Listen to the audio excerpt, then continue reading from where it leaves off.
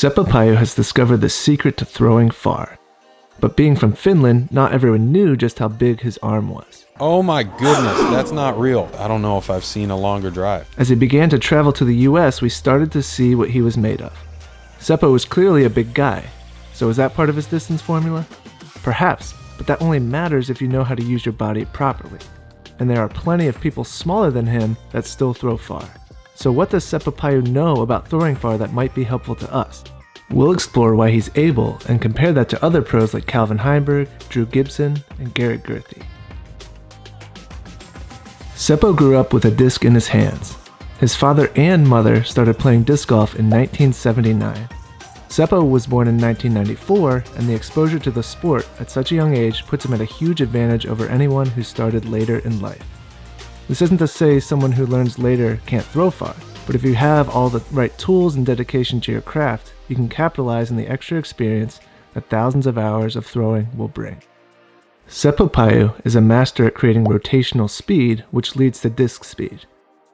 The legs aren't talked about nearly as much as the hips when it comes to generating power, but they are a key for everyone, and Seppo utilizes this to help him get big distance on his throws.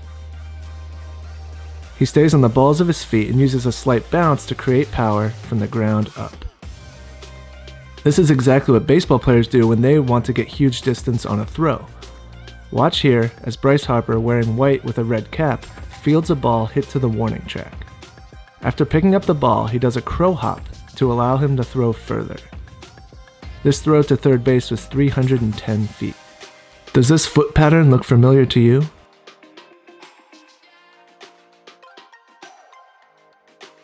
Ian Anderson calls Seppo's approach to his release the secret crow hop of power. Leave it to the boy from Finland to teach us a lesson that baseball players in North America have been utilizing for over a century. If the hips were able to create 100% of the power for a throw, there would be no need to run up to throw a disc for maximum distance, and we would likely see everyone throwing from a standstill. Is there something about the run-up that allows us to put more power into the shot? The answer is the legs. The energy or force of any hard throw starts from the legs pushing into the ground, travels through the body, and exits out the arm that is throwing the disc. The crow hop that Seppo and many other players do as part of their X step initiates this process. Another benefit of the crow hop is the additional elastic energy that's created, which far exceeds the energy that could be produced from a stationary start. This energy is transferred into the disc through our hips, but the origin of this isn't the hips, it's the interaction between the ground and the legs. The timing of this sequence is essential for utilizing the lower body properly to generate power, and transferring that power into the throw for getting maximum distance with the disc. Let's take a look at what might be the furthest throw of Seppo's life. On a 913-foot par 5, Seppo throws a D2 on a high hyzer, shaping his shot perfectly for the fairway. Having precisely dialed in the angles, his disc travels an unfathomable 659 feet. Seppo consistently takes advantage of knowing the best height for his throw, but not all players prefer to throw high for max distance. Listen to the Jomez Pro commentary on Calvin Heimburg's preferred distance style of throw. And that controlled distance too, not just raw power, like golf shot. Yeah, distance. you like golf shots. Look at this one. This guy is the king of the controlled the gold power. standard of just throwing straight beelines. Incredible shot. Here, Gibson is talking with Brody Smith about his preferred height for max distance. A lot of people think you need to really launch it in the air to throw far, which really I was showing Brody earlier. You could throw low laser beams almost just as far as trying to like really max it out, at least for me. I was just throwing buzzes out in the field, and then I threw my destroyer, my super stable one, super high, and Brody's like, oh, it didn't even go as far as your buzz. You know, but I ripped it, like I threw it as hard as I could, and it just hyzered out. So there's a fine line between like trying to throw it like Simon and Eagle, and a fine line between like throwing a golf shot. Because I can't throw it very high, very far. So I have to throw it low and far, and I'm still one of the farthest throwers in the road.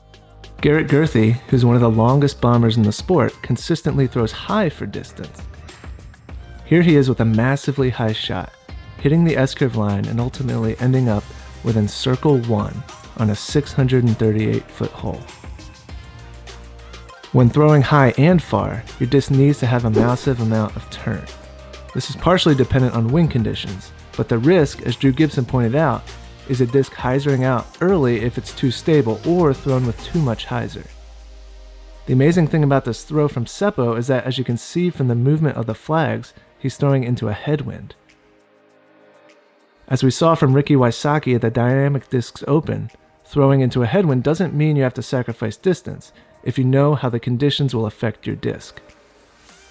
Seppo possesses a lot of skills that lead to him being able to throw far. His use of his legs, aggressive transfer of power with his hips, and mastery of disc angles and height, along with decades of practice, have led to one of the most impressive disc throwers our sport has ever seen. We really appreciate the creators that provided all the awesome footage that made this video possible. Learn how to better throw into headwinds by watching this video of Ricky Wysocki here, but before you do that, give this video a thumbs up and you'll shave 3 strokes off your next round, I guarantee it.